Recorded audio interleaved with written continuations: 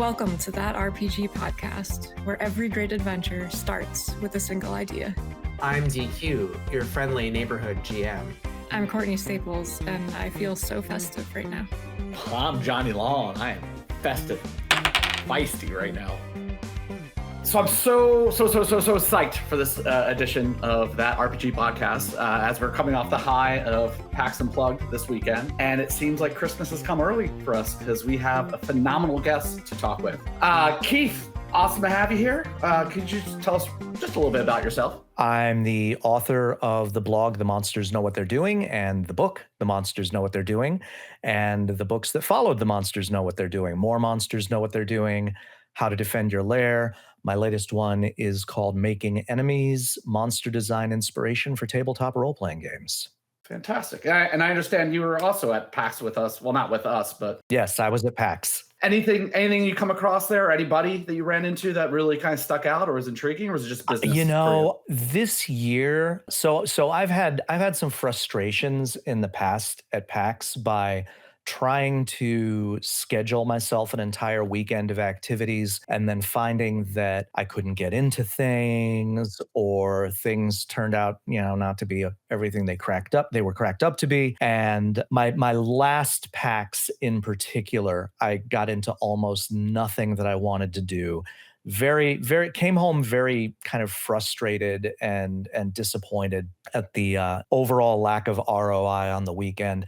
And this year was a 180-degree turnaround. I just kind of let go of trying to schedule myself for anything except the signing event that I was doing, which was actually on the PAX calendar, and just went around to see who I would see and visit people who I knew were going to be there with booths and or shows, and it just worked so much better than usual. And I had a wonderful time hanging out with everybody I was with, and yeah, it was invigorating. I did not experience con crash at the end of the weekend. I was like experiencing con euphoria. It was a total change and absolutely a delight.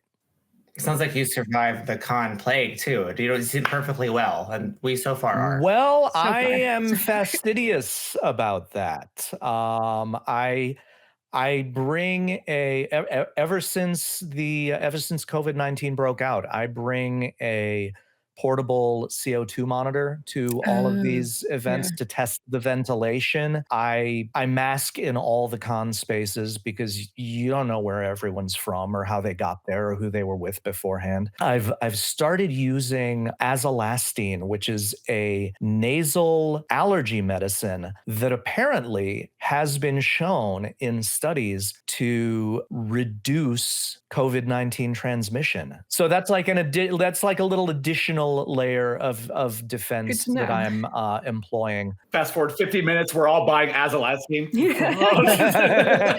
So I'm pretty careful. I'm pretty careful about all this stuff, and I'm a little bit of a gadfly when it comes to urging venues to improve their ventilation to bring in more outside air so that those airborne particles are not lingering around forever.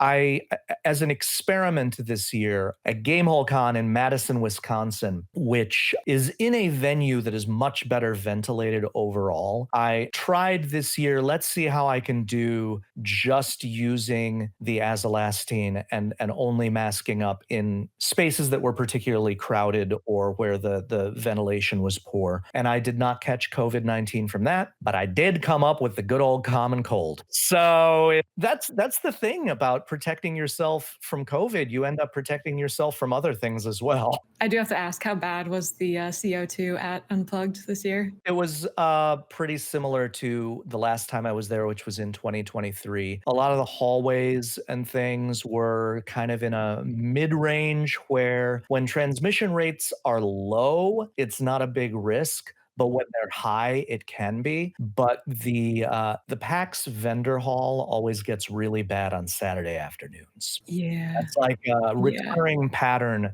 that I've noticed, and it definitely happened this year. Saturday afternoon in the eastern half of the vendor hall was some pretty nasty air quality. Even directly underneath a vent, you were still looking at like parts per million in the 1400s, which is Not good. not great directly underneath an air vent. I'm glad I masked the whole time then. Well, I feel the most for the vendors because they're captive there. They have to be in that space with everyone who's coming to the convention, going through there and sharing whatever they've got. Touching all their stuff, like it's just At this point, it's clear people are going to protect themselves or not protect themselves to whatever extent they feel like doing. But I still feel like the venues themselves have a responsibility to really make sure that people are breathing fresh air. And it's not just because of airborne viruses. It's also because, I mean, let's face it, we're in a hobby where we like playing thinking games. And your thinking's not as good when the CO2 concentration is above 1,000 parts per million. If you've ever felt sleepy during a standardized test, it's because the air in the room is getting stale. I think cons would just be better overall if the ventilation in the venues were better. you're starting to give me some monster ideas already, just thinking about sucking the air out. Suffocation and exhaustion, yeah. Speaking of which, though, the main reason why we're here is to talk about your new book, Making Enemies, which fantastic. I love Thank you. so many steps that you took on that, as far as especially like the interviews and your talks, the way it's broken down. Illustrations are fantastic. If your lovely illustrator hug. I can do that because I live with her. My illustrator is my spouse. Just so everyone watching doesn't, infer some kind of inappropriate author-illustrator relationship. But I know, Daniel, you had some pretty heavy questions to get into, so I think we're just going to dive right into it. Yeah, I want to start by saying, so when I picked, I read Monsters, the first book, but the second book is Making Enemies. I've been working on a Monster Manual band for about a year now, and when I finished it, I finished the last chapter on the train, and I had a sort of eureka moment that I had when I read the node-based scenario design with Justin Alexander, where it sort of forced me to reconsider almost everything about how I was approaching the manual. So I will say, for anyone working on a manual, you absolutely should read this, because it's very different than the first book, which is more like a reference where you could look up specific monsters, understand the strategy. Here it's about really what it is to be a monster. What does it mean to be a monster? And then what are all the aspects of that involved? And so my first question here is convoluted, but I'll try to break it down. Mainly I wanted to lay out for listeners, at the heart of this, one of the things that you talk about, because you have a lot of these interviews where you essentially ask variations of this question, like what is a monster? And one of the questions that stood out to me was, are you a monster because of what you are or because of what you do? And when you set out in the very beginning, you strictly define a monster, I think in the most flexible way of all the interviews that I read, that it's unfamiliar, it's dangerous, and it's unnatural. But then we get a few other potential definitions throughout the book, which are really insightful, from the biological perspective. And that is, monsters are predatory creatures and they desire to do harm to you. That's one definition. We get the idea that from what you call monster theory and literary criticism, like that monstrous people are those who are in opposition to this dominant culture, and which I think is also defined as objection. They're kind of cast out from society. But the question I wanted to ask about all of this was from a meta-narrative perspective. How important is it to factor in sort of what the game designer intended, or maybe the genre intended, in answering that question? So, oftentimes we'll get the perspective, which is brought up in the book. Hey, in this setting, all the fiends, they're just irredeemably evil because they have an oath to evil, to do bad things. Or take the Cthulhu mythos, where they're like just abandoning, they have no understanding of humanity. And so they do things that we just don't like because they're not human. They don't care about humanity. So I wanted to know, how do we square that with our inherent need to humanize things we encounter? And should we? So there were a couple of parts to that question. One implicit part, I think, was, does the definition of a monster change depending on what genre you're playing in? And I would say not really. What changes depending on the genre is the form the monster takes. But fundamentally, the monster is still dangerous, Otherwise, there's no reason for them to be considered an antagonist. The monster is still unfamiliar because once it's familiar, you begin to have a script for how to deal with it. And that sense of urgency of having a limited time frame within which to figure out how to deal with it isn't there. Instead you have kind of formulas you can follow and so forth. And as far as being unnatural goes, I think this is probably the fuzziest of the three, because as that conversation with James Mendez Hodes established, the question of whether a monster is a monster because of what it is or what it does, I tend to lean toward does, which means that a predatory beast behaving naturally is not a monster, but a human behaving in a way that either disrespects or itself goes against what we consider to be human nature can be construed as a monster. And by going against human nature, I think of things like being opposed to the notion that we are social creatures and therefore doing things that basically that attack that fact, that like try to undermine the bonds between people or separate people from our shared kinship and abuse them. Things that deny the humanity of others, or things that show contempt for the humanity of others. Those can be considered monstrous acts, and therefore the people who commit them can be considered monstrous. So that was part of what you asked. And then I think the other part was like, should we fight the genre's dictates? Can we play with that? You can subvert the genre's dictates, but you have to be conscious that that's what you're doing. To an extent, you have to lampshade that that's what you're doing. And you have to make sure your players are in on it, or at least give them an opening to get in on it. Like you might lead them along a little bit for a while, but then you have to have that revelation that things are not as you thought they were. And then the players have to have that moment of realization and that moment of decision where they say, oh, we've been going about this all wrong. We should be, we are fighting the wrong entity or entities. There is, we should not be fighting X, we should be fighting Y. Or maybe we should not be fighting X, we should be attempting to solve the problem that X poses in a different way that perhaps does not involve fighting.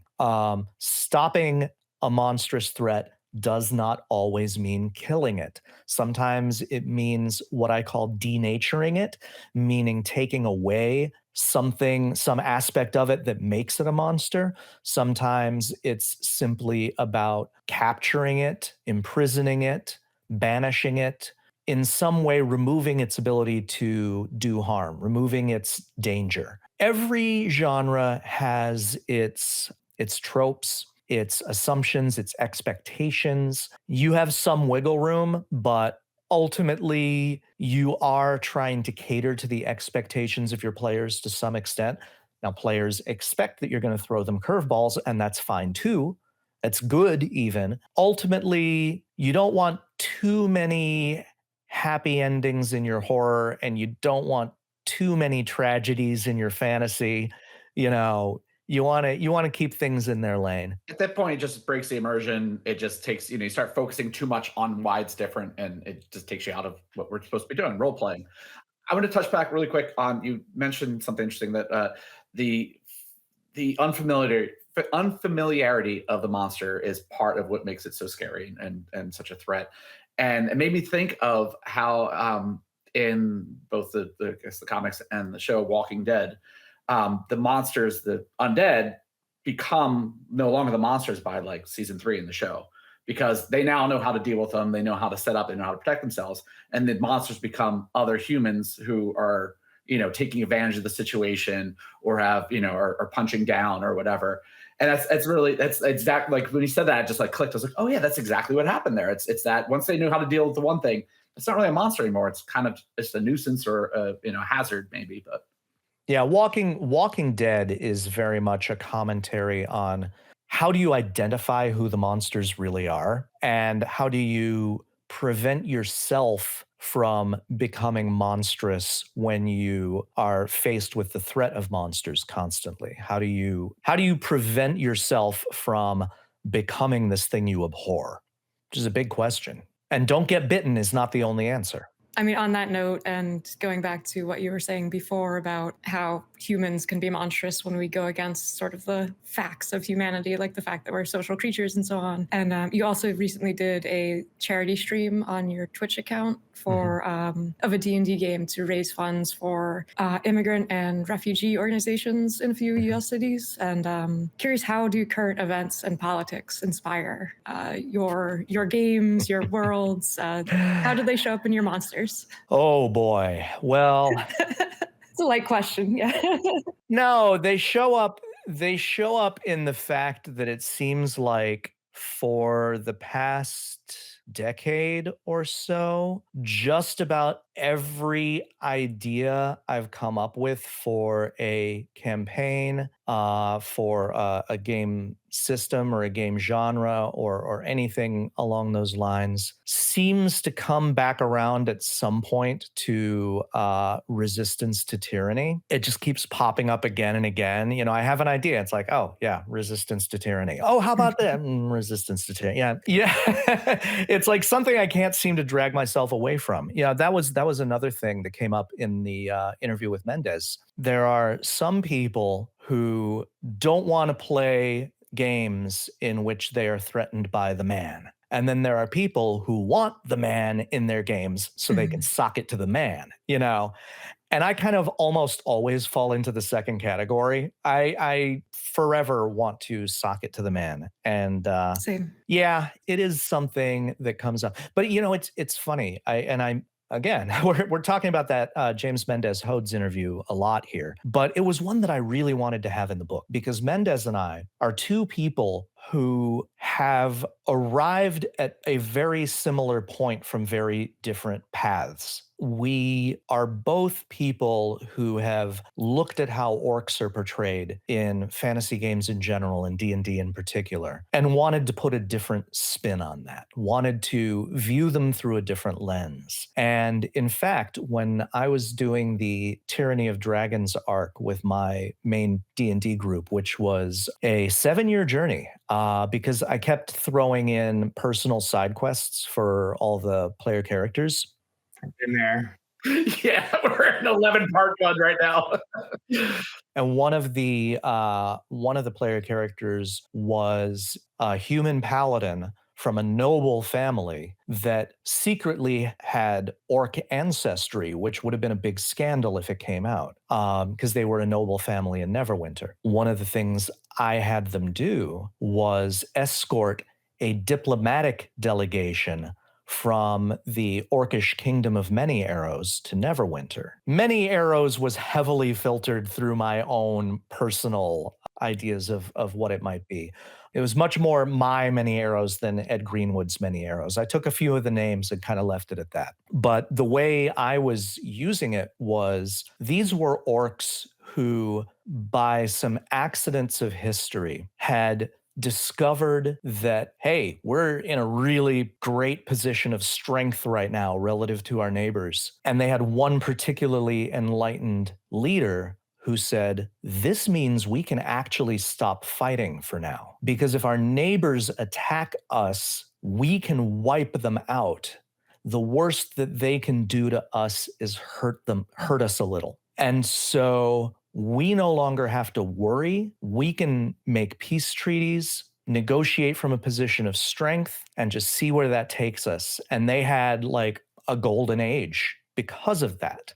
Now, this was in the past. Where they were now is that leader was dead because orcs don't live that long. And as soon as he died, their neighbors attacked them immediately. So they realize that in order to maintain a stable society in the way that they have become accustomed to, they are going to need friendly trading partners. If they don't, they're going to collapse. And so they're reaching out through the player character to Neverwinter. And they got to The PCs got to travel for a while with this delegation who were a bunch of real characters. And I got to show like orcs from a different view. You know, you've got the ambassador who's actually a half orc, originally from Vasa, who came to Many Arrows and established herself there as a person of talent. You had a bodyguard who didn't speak common very well, big, beefy guy, but who also had some interesting skills like being able to predict the weather by observing the behavior of animals. You had this extremely goofy bard who I described as being dressed like a chorus member from an Orcish community college production of Pippin. Yeah, who was just this big character who was always happy and loved the weather no matter what it was, and an older shaman who was very much sort of almost druidic, but in like with a different spin on it. Their scribe who had earned his place on the delegation by developing a writing system for the Orcish language, so that they didn't have to use the dwarvish runes. Oh, that's cool. And therefore orcs would be motivated to become literate. And for that idea, I kind of reach back to the history of Korea and King Sejong coming up with the Hangul. I mean, I don't know that he came up with it himself, but being a patron to the development of Hangul so that more Koreans could become literate instead of having to slam up against the obstacle of Chinese ideograms. A bunch of characters like this, one of whom, of course, was an agent planted to blow the whole thing up. Of course. In any event, it was I loved these NPCs. They were totally DMPCs.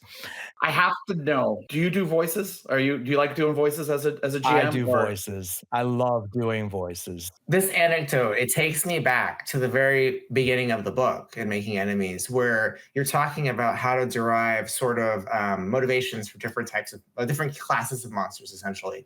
And you know, when I read that section, I was like, oh my God, all this time I can just take my monster types and think about what is a monster type about. So wild instincts, right? Like eldritch, violating the natural order. So I went through this list and I just reconsidered all the monster types.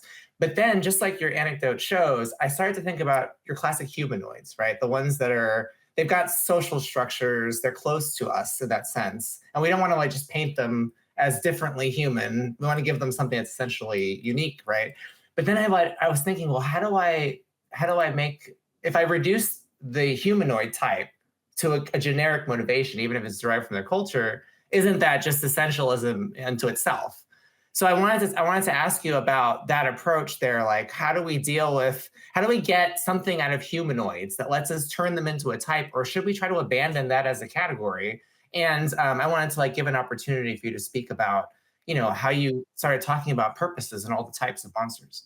Well, the thing about humanoids in fantasy is that you use them to tell humanoids are the social type. Humans are social animals. Humanoids are social creatures. And therefore, you use the humanoid creature type to tell stories about social conflict. Things like politics, things like religion, things like even economics, although not usually so much because people aren't, quite such zealots about that. We'll get to your Mind Flayer story shortly. Oh man, we need to know about this. Yeah, in the case of the orcs, I start from the question, let's say that the depiction in the monster manual is the stereotype. What truth is this stereotype rooted in? And what falsehoods is it rooted in? What's wrong about it and what's right about it? And where, how do those come together to produce this notion of what orcs are? So I think of orcs as essentially following the code of the streets. There is no one who is going to deliver justice for them, so they're going to pursue what they perceive justice to be on their own terms. I see them a lot as being sort of like the border reavers between England and Scotland in the Middle Ages and early modern era, where they are endlessly feuding, endlessly raiding, because that is how they have learned they must survive given their circumstances. By their lights, They're just doing what they got to do. Other people see their behavior as depredation, as degraded, as evil, or before that, how people would have seen Viking raiders.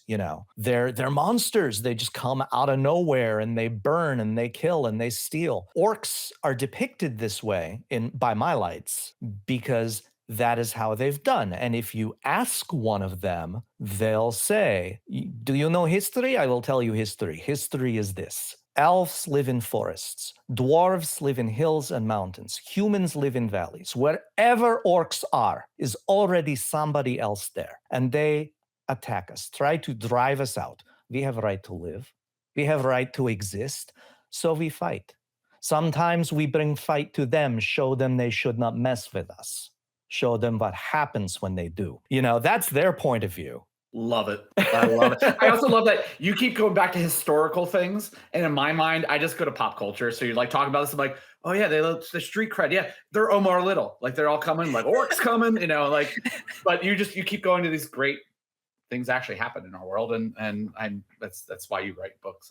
Yeah. And the Many Arrows orcs have not entirely lost this sense of grievance because their neighbors did attack them as soon as they became vulnerable again. Mhm. So as far as they're concerned, they're justified. I modeled one of my orcs, not all of them, but one of them had a mentality I kind of associate with Serbs and their 900-year-old grudge against the Ottoman Empire. Everything in their minds is justified by the Ottomans attacked us. I can quote you to summarize everything we've been talking about, which is you said the fears our monsters represent must be fears that we and our players want to see conquered.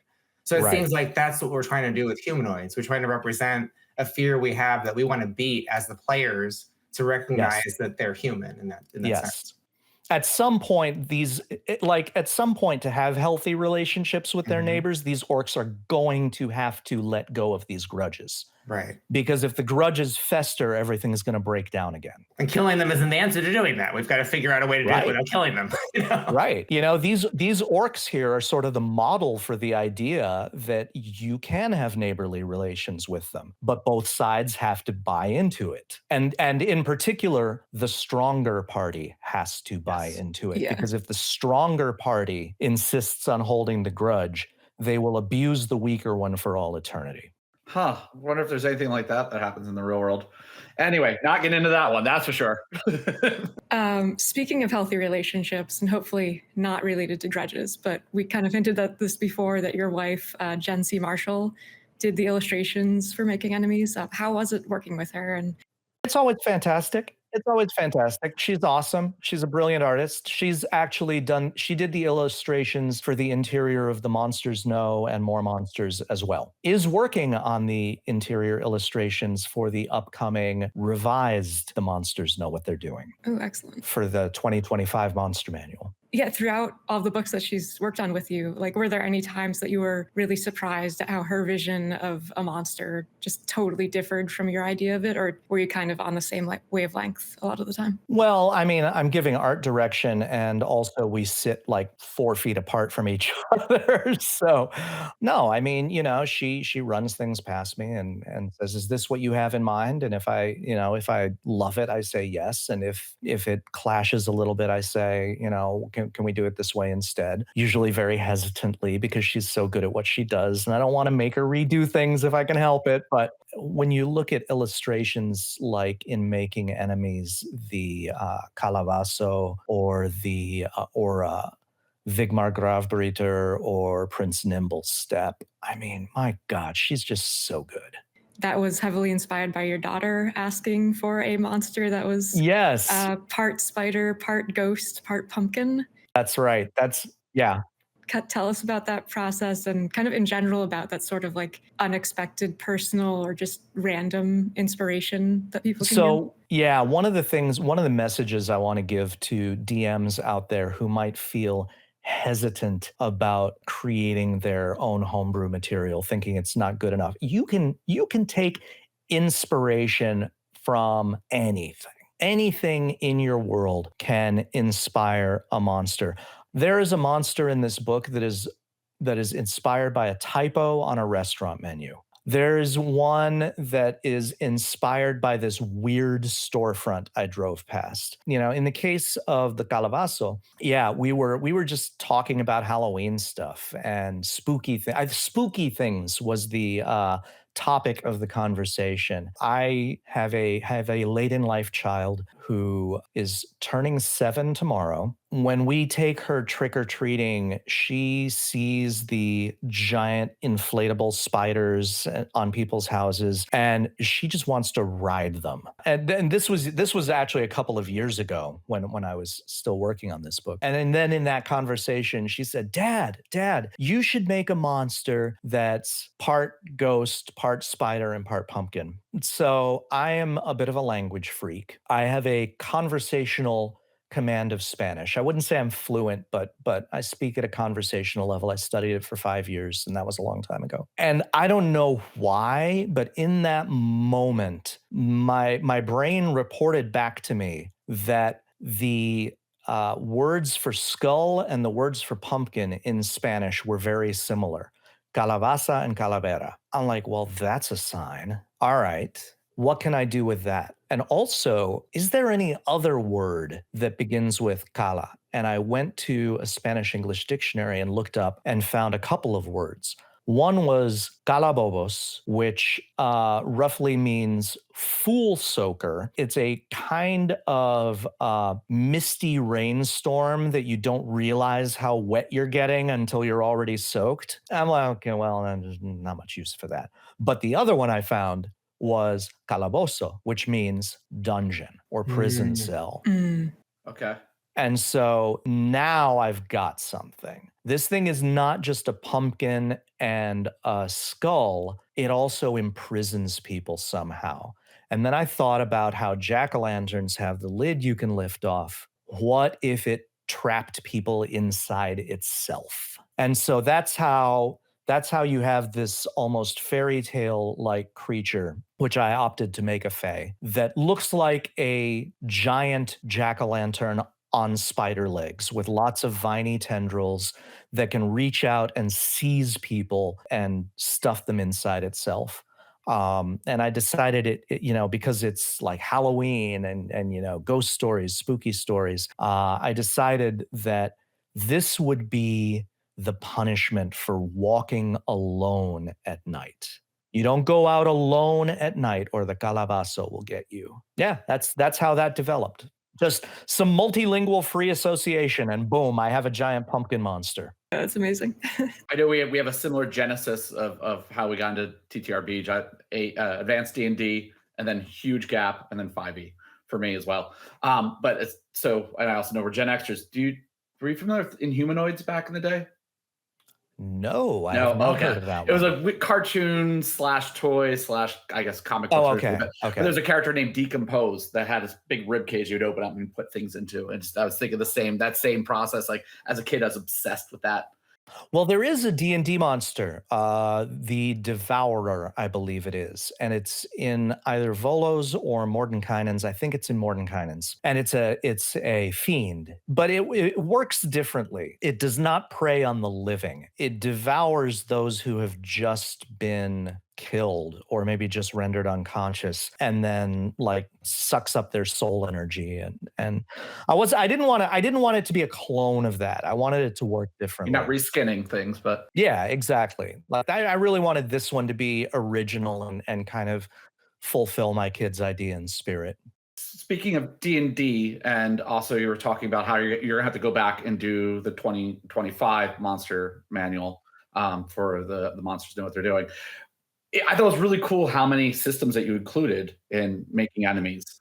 But I have to ask, how annoying was it figuring out between the 2014 and 2024 player handbook rules? Like, was that ever a problem that stump you up, or you're pro? You just kind of Well, it happened late in the game because originally I was expecting to write this before the 2024 rules came out. But because of production delays, by the time it was under contract and being edited, the player's handbook had already come out and the monster manual was on its way. And I didn't get the monster manual until I was on, I think, like the second or third proof. On the flip side, it meant that I was able to quickly go through the monster manual and see, okay, what are the fundamental changes that I need to observe here to understand the difference in design intent between 2014 and 2024 and work that in. So, but that is the reason why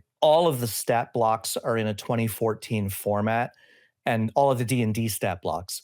And then each one has kind of a postscript paragraph after it. If you're using the 2024 rules, make these alterations, which in a few cases, none were needed. The same stat block would work equally well for both.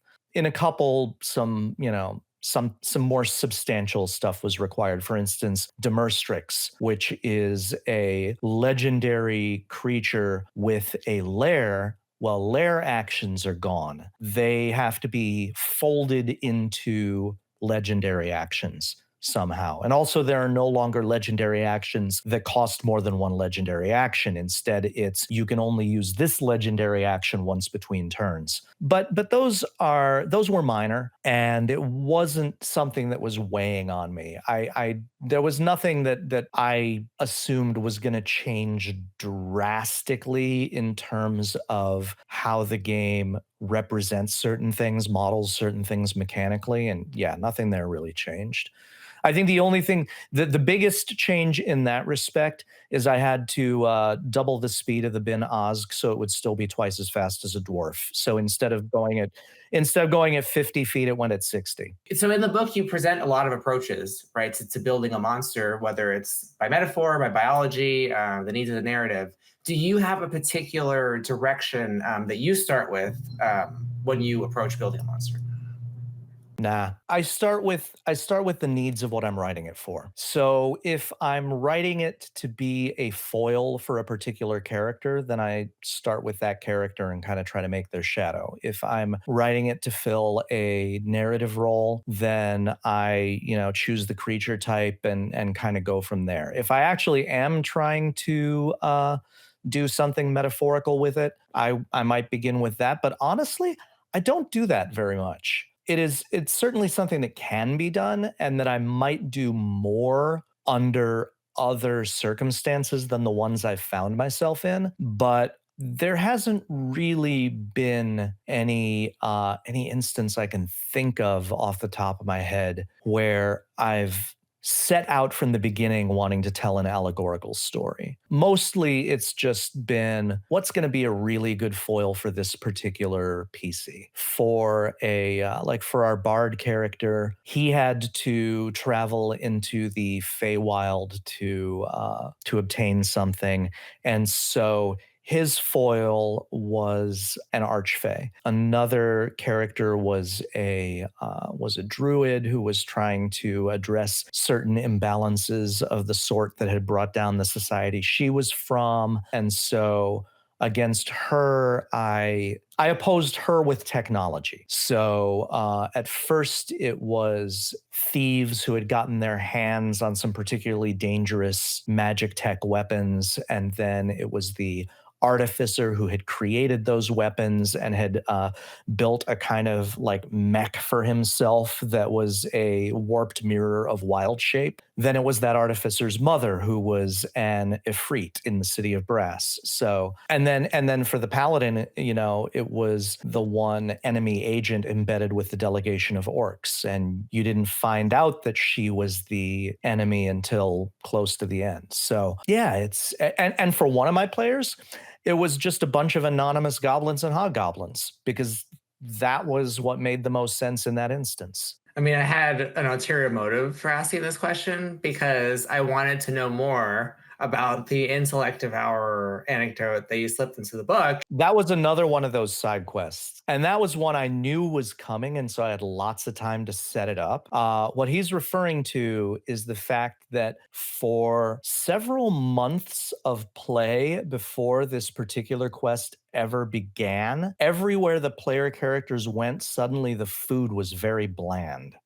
And the reason was nobody could get any salt. And then one day they're in Waterdeep, a merchant is there with a whole bunch of salt, and there's a huge line of people waiting to get their hands on some of it. And some guy walks up to the front of the line and offers the merchant 45 gold pieces for the whole load at once. Just cuts to the front of the line, says, I'll give you 45 gold for all of it. The merchant says, are you kidding? This guy says, I'll give you 50. And the merchant says, I can't do that. Look at all these people waiting. I'll give you 55. And eventually the merchant finally gives in to greed and just snatches the money and runs. And the buyer is faced with an angry mob that immediately beats him to death. And the players are powerless to stop this from happening. What they are not powerless to stop is, once the guy's dead, the intellect devourer that jumps out of the pile and starts tear-assing it across the market square, because this guy was not acting under his own volition. And then the question was, how did he get an intellect devourer in his head? Where is he from? How do we figure out what has happened here? And there are a few clues that they're able to follow, and eventually it leads them to a cave where a mind flayer is preparing a brine pool for an elder brain. That's where all the salt has been going. This mind flayer has been collecting up so much salt that it's actually had an impact on the entire regional economy. That was like, when I read that, it was just like a paragraph in the book, and I'm like, I need to know more about this. How dare you skip over this? I know I'm not someone who consumes actual plays or anything like that, but like I totally would watch all of your campaigns. Like they just sound so involved and lovingly crafted, and just it sounds like you guys have a lot of fun.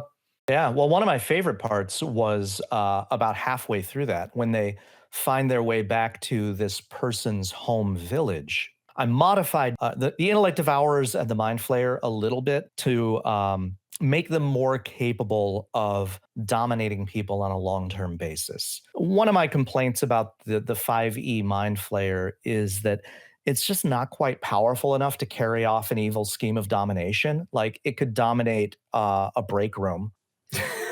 But it couldn't dominate an entire village by itself. But what I gave these intellect devourers the ability to do was, I gave them the ability to charm people in their immediate vicinity. And so the PCs come to this village, and through investigation, what they find is that about 1 in 4 villagers is possessed by an intellect devourer. And the other 3/4 are either charmed by the intellect devourers, or the charm has worn off or never took in the first place, and they're just terrified and going along with everything in the hope that they'll be okay. And so the players then find themselves confronted by an entire village of commoners with a paladin and a druid who don't want to kill any innocent people. And they came up with a really ingenious way of breaking this problem down. So the druid used locate creature, which is inexact, but it gave her an idea of how many intellect devourers there were in the area. And it had a good range. The paladin used divine sense to identify individual intellect devourers that it got close to. And then that was the paladin had to use his action for that, but then he would say, okay, that one, get that one. And then the rest of the party would focus fire to take that one out. And every time they took out an intellect devourer, 3 of the possessed the non-possessed villagers would come out of their charmed condition and run for cover, run for safety. And so that way they were, and the druid would then, decrement the count by 1 and so on. And in that way, they were able to get all the intellect devourers without killing a single non-possessed villager. That's how you do it. That is how you do it. I feel like, John, you had some tactical questions. I mean, now that we're talking about tactics, do you want to grab any of those? Yeah, where to begin though? I like mechanics. The concept of stunts, absolutely in love with it. I love, I definitely have, I have very little DM experience, jamming experience, but plenty of playing, and I love the rules of the game. I love the mechanics. I love feeling out things. I love combos. Also coming from like a video game background. But first off, side question: are you a gamer of sorts of video games as well? As I've heard you mention things like Dark Souls and stuff. Not a lot. I don't play Dark Souls.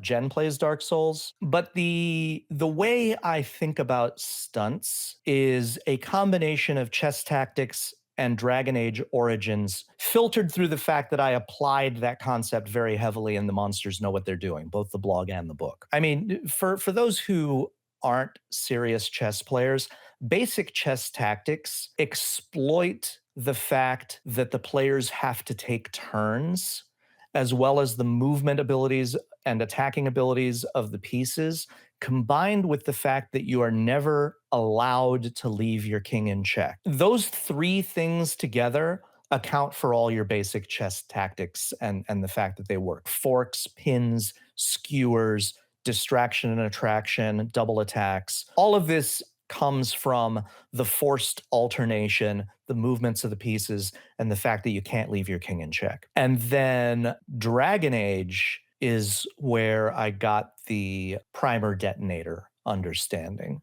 You know, the idea that there are certain abilities that will then make other abilities more powerful when you use them.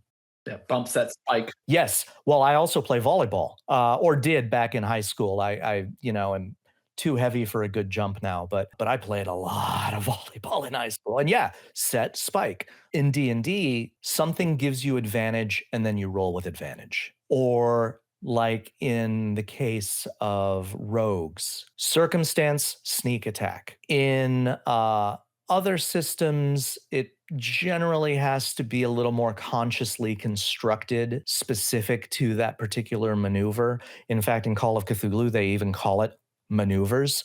But it's all more or less, the monster does a thing, and unless you correct it immediately, it's going to do another thing that's going to be a lot more dangerous. And I know in the book you say that when creating stunts for your own monsters, that you should think about the cinematic finale. Yeah, the detonator should always look good. It should always make people go, ooh!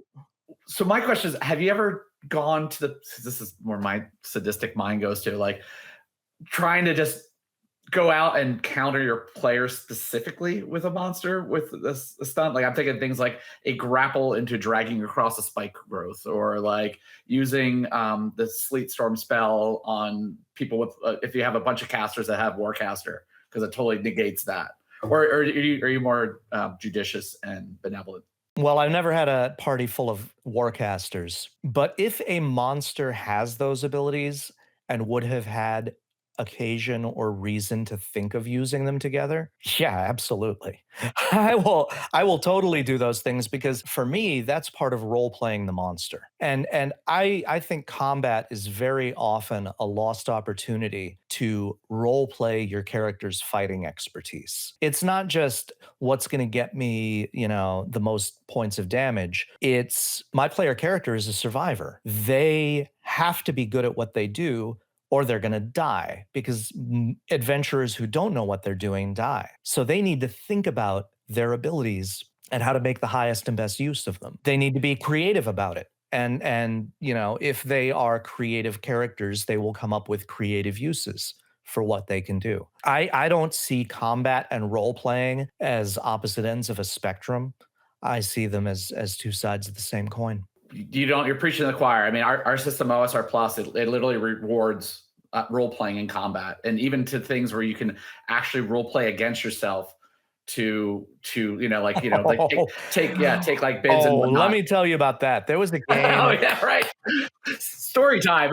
There was a game I was a player in, and I was playing an Eladrin Battlemaster fighter, real fish out of water type, originally from the Feywild and in the material world, and not comfortable there. Had particular difficulties with the day-night cycle. This character got up to level 3, where the seasons set in. And there was this one particular fight in which this character, who, bless him, I dumped wisdom. I did it consciously. I knew the job was dangerous when I took it. The party's rogue had gone on ahead and gotten into trouble. He's the fighter, and he had the summer season on him. So he was hot-headed.